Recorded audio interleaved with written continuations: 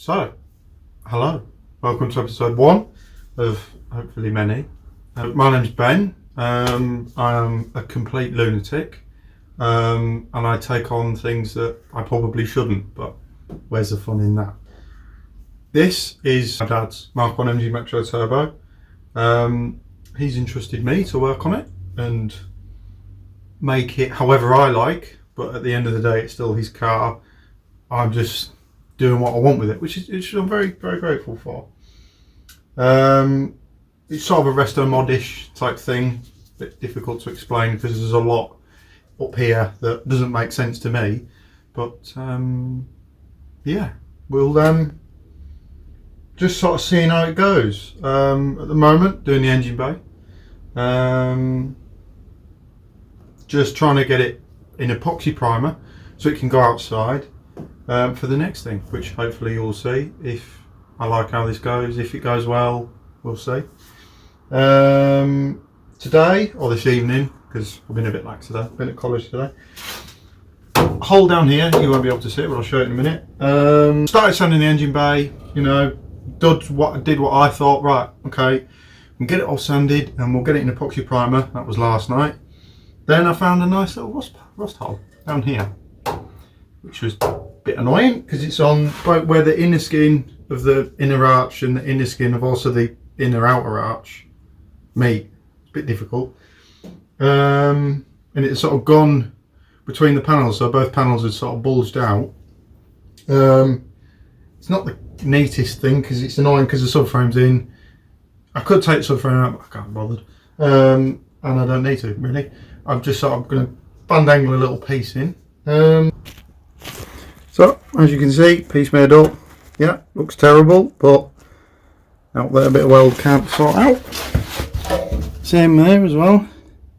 Sorry for the shaky hands.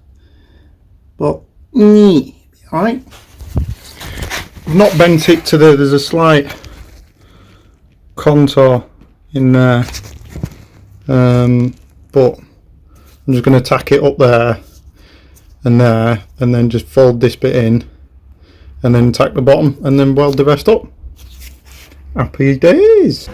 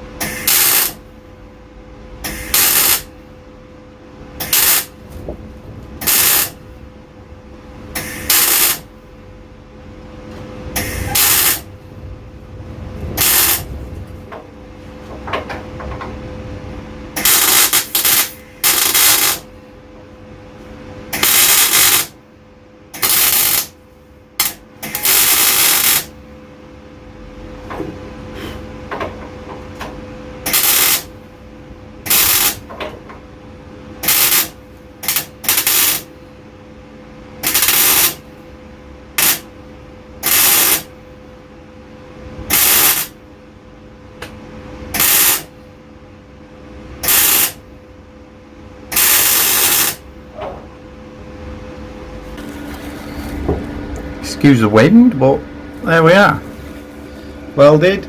Made a bit of a mess at the bottom because the wax oil set fire, so it got a bit hot, so I started blowing holes, hence all the little bits of welding wire, but these have all come off. Yeah, don't think too bad. Not my best one, but you know. If anybody would like to donate some of these, thank you. As we can see, got a bit happy with the grinder, made a big hole bottom left corner, then there's a little one just at the top. That's alright though, because you can see, this is like the inner piece I was talking about, and this is the inner outer piece. Before spot welded down there, that piece came up to there and then went back up there. Yeah, alright, this is all a bit less than ideal, some may say. So I'm going to remake a piece for up there and then up there. You can see here, it's got that little return on it. Somehow I've got to try and get that on like a concave thing, and then all I'm going to do is drill some holes in it, plug weld it, and then once that's plug welded on,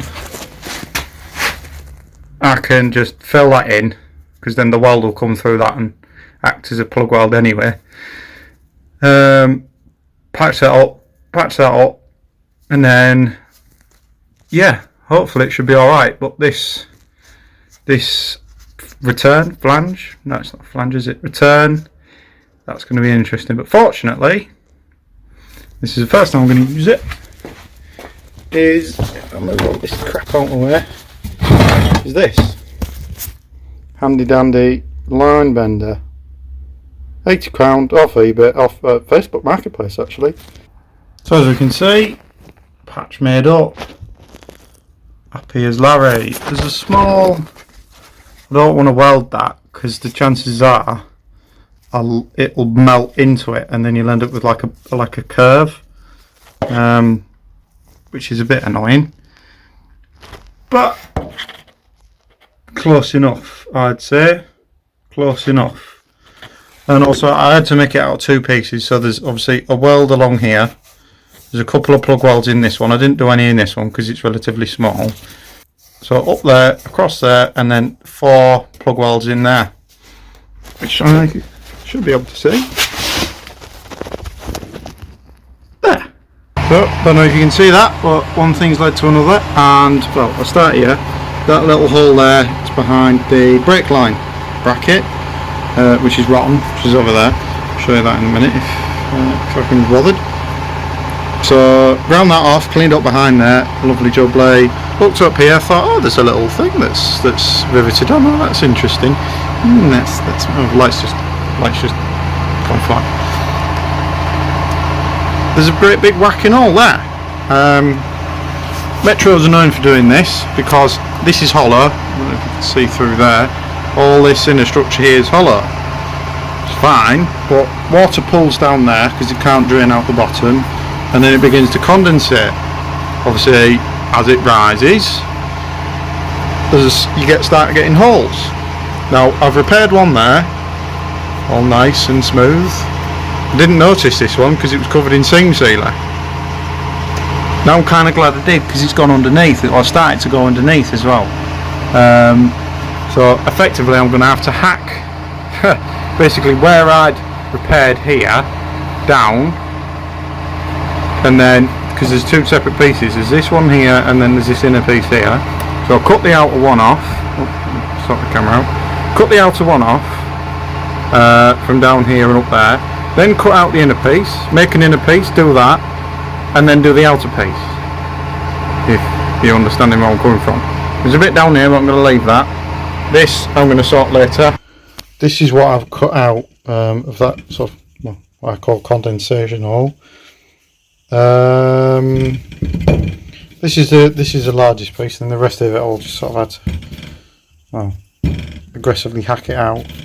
You can see where this is like the inner piece, and that's the outer piece, which sort of comes down there along and then spot welded along here. So I need to make up this piece for on the inside. I'll clean all the wax oil off first so I don't set fire to it. Clean it all off. Weld a little panelling. It's got this bit of a funny shape here, but I might just, because that's a drain, I might do something with that. I'm not too sure. And then it had, I think the reason why is because it had a little hole here, so it'd come down there, run down there and come out. So it might be condensation from that, where that's been clogged, and then obviously the water's pulled in this area and it's just rusted. But yeah, anyway, and then make this inner piece, make this outer piece on a bit, it comes down on a bit of an angle, down and then along across. I have had to go underneath. It's not very neat because it's a bit of a circle on there, but I'm going to go down, just neaten that up, go straight down there, and yeah, hopefully that'll sort it. But there's this here as well. Now this is a bit concerning, I'd say, because it's like on here where it had gone between the two and the same here, and then the rust had expanded. Well, it's done the same here as well.